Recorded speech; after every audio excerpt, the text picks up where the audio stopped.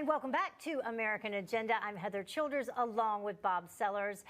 Coors Field in Denver expected to host the All-Star game after Major League Baseball pulled the game out of Georgia, Atlanta, Georgia, to protest that state's new, tighter voting laws. But doesn't make a lot of sense because in Colorado, voter ID is required for absentee ballots, and Colorado has 15 days of in-person early voting. So why move the game out of Georgia to another state where voting laws are just as restrictive, if not more so? Are corporations getting too woke? You know, we referenced this a little bit earlier, Derek, and let's expand it out to all of these companies that seem to be jumping on the bandwagon. With Atlanta specifically, we had Coca-Cola, we had Delta, United Airlines chimed in on it last night, American Airlines because of a plan to change the voting laws in Texas. What do you make of this? All of them jumping on the bandwagon so quickly. Well, again, I think it goes back. You nailed it when you said it. It's everyone wanting to be woke, and it's not just with this voting rights in Georgia. This woke mentality now is running rampant within the Democratic Party, and if they don't agree with you, then they become woke and they shut you down. And so it's hypocrisy, because we as Republicans, we don't have that same luxury. We can't speak our minds, because if we do, we get shut down. Our Twitter accounts gets pulled off, or something of that nature.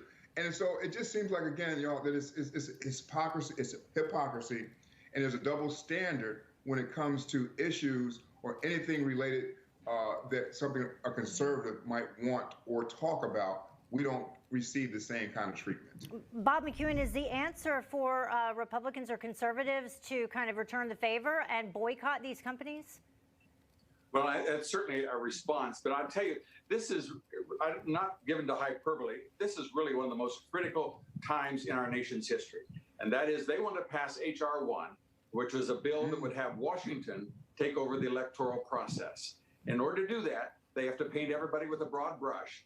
And so they get the poor-headed Coca-Cola from over there in London, where they put a press release. He probably couldn't find Nebraska with a flashlight, but nevertheless, he follows along and he attacks and he continues this scenario that somehow or another only Washington can give us fair elections. That's the goal. That's the whole purpose of this thing. And of course, when they move it to Colorado, to a blue state, you look at the actual law, you can see that the law in Georgia was more open than the one in Colorado, but their goal is to do something that's never been done in America, to not trust local elections, moving to Washington. And at that point, we have a totally different country. That's what this fight is about. And the idea that these heads of companies would be willing to engage in that is absolutely shameful. Yeah, it makes you wonder if these woke companies are just going to take it too far and shoot themselves in the foot, so to speak.